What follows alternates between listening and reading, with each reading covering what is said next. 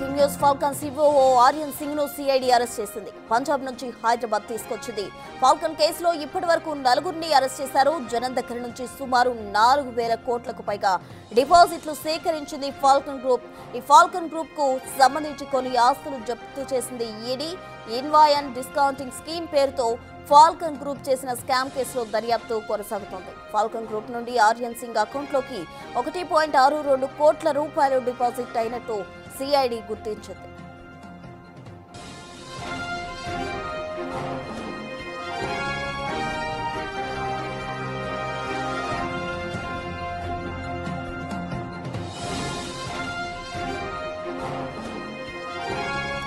Falcon group లో chief operating officer Aryan Singh కీలకంగా వ్యవహరించారు. అత్యధిక వడ్డీతో ఎక్కువ లాభాలు వస్తాయని నమ్మించి దాదాపు 7,000 మంది నుంచి డిపాజిట్లు సేకరించింది ఫాల్కన్ గ్రూప్.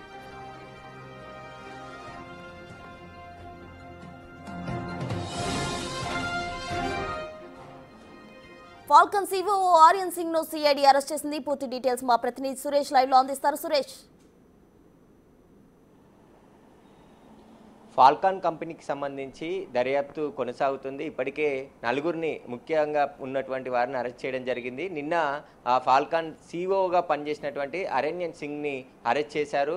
పంజాబ్లో ఆయనని అదుపులోకి తీసుకొని హైదరాబాద్ తీసుకొచ్చి న్యాయమూర్తి ముందు హాజరుపరచడంతో ఆయనకి 14 రోజుల జ్యుడిషియల్ రిమాండ్ విధించడం జరిగింది. ప్రస్తుతం అరణ్యన్ సింగ్ని చెంచల్గూడ జైలుకు తరలించారు. అయితే ఇన్వాయిస్ పేరుతోని భారీగా లాభాలు వస్తాయని చెప్పేసి కూడా ఫాల్కాన్ కంపెనీ పెట్టుబడులు సేకరించింది. దాదాపు 7,000 మందికి పైగా కస్టమర్ల నుండి డిపాజిట్లు సేకరించి మొత్తం బోర్డు తిప్పేసి రిటర్న్స్ చెల్లించకుండా బోర్డు తిప్పేయడం జరిగింది. దీనిపైనే సైబరాబాద్ పోలీసులకు మొదట బాధితులు ఫిర్యాదు చేశారు. ఈఓడబ్ల్యూలో కేసు నమోదైంది. ఆ కేసుని సిఐడికి బదిలీ చేశారు. సిఐడి అధికారులు ఈ కేసుని దర్యాప్తు చేస్తున్నారు. కేసులో ఇన్వాల్వ్మెంట్ ఉన్నటువంటి ప్రతి ఒక్కరిని కూడా అరెస్ట్ చేస్తున్నారు. ఇప్పటి వరకు 5 కీలక వ్యక్తులను అరెస్ట్ చేయడం జరిగింది. ఇక ఈడీ కూడా ఈ కేసుని దర్యాప్తు చేస్తుంది. అసలు పెట్టుబడుల పేరుతో ప్రజల నుండి డిపాజిట్లు సేకరించి ఆ తర్వాత బోర్డు తిప్పేసి ప్రజలకు చెల్లించాల్సిన డబ్బులు చెల్లించకుండా దాదాపు 4,000 కోట్లకు పైగా పెట్టుబడుల రూపంలో డిపాజిట్లు సేకరించడం జరిగింది. ఆ డబ్బులన్నీ కూడా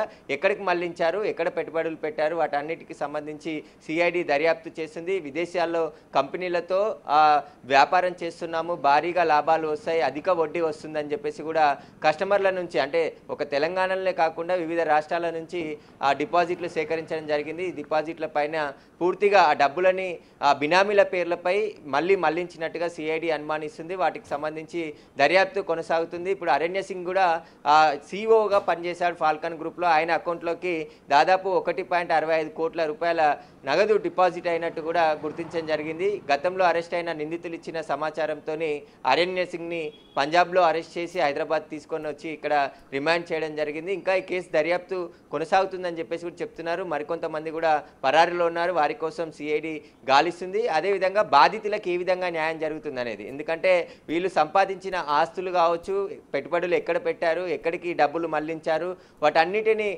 కనుగొని వాటిని జప్తు చేసి బాధితులకు న్యాయం జరిగే విధంగా చూడాలని చెప్పేసి కూడా బాధితులు ఒకవైపు డిమాండ్ చేస్తున్నారు. దాదాపు 7,000 మందికి పైగా బాధితులు ఉన్నారు. కాబట్టి ఈ డబ్బులన్నిటిని కూడా ఏ కంపెనీలకు బదిలీ చేశారు, ఎక్కడ రియల్ ఎస్టేట్లో పెట్టుబడులు పెట్టారా, డబ్బులు లేదంటే ఆస్తులు కొనుగోలు చేశారా, వాటన్నిటిని కూడా గుర్తించి బాధితులకు న్యాయం చేయాలని చెప్పేసి కూడా బాధితులు కోరుతున్నారు. ఇలాంటి కంపెనీల పట్ల ప్రజలు అప్రమత్తంగా ఉండాలి. అధిక లాభాలు వస్తున్నాయని చెప్పేసి మోసం చేసే వారి పట్ల జాగ్రత్తగా ఉండాలని చెప్పేసి కూడా పోలీసులు ఎన్నిసార్లు హెచ్చరికలు చేసినప్పటికీ కొంతమంది అత్యాశకు పోయి డబ్బులు పోగొట్టుకుంటున్న పరిస్థితి నెలకొంది. ఇక ఫాల్కాన్ కంపెనీకి సంబంధించి విచారణ కొనసాగుతుంది. వారు చేసినటువంటి సేకరించినటువంటి డిపాజిట్లన్నీ కూడా ఎక్కడికి మళ్లించారనేదే ఇప్పుడు చాలా కీలకంగా ఉంది. ఇప్పటికే ఈడీ కూడా దర్యాప్తు చేస్తుంది కాబట్టి కొన్ని ఆస్తులను ఇప్పటికే జప్తు కూడా చేయడం జరిగింది. ఆ ఆస్తుల ద్వారా బాధితులకు న్యాయం చేసే అవకాశం ఉంటుందని చెప్పేసి కూడా ఇటు ఈడీ అధికారులు చెప్తున్నారు. ఇక సిఐడి దర్యాప్తు కొనసాగుతుంది కాబట్టి ఇంకా పరారీలో ఉన్న వారి కోసం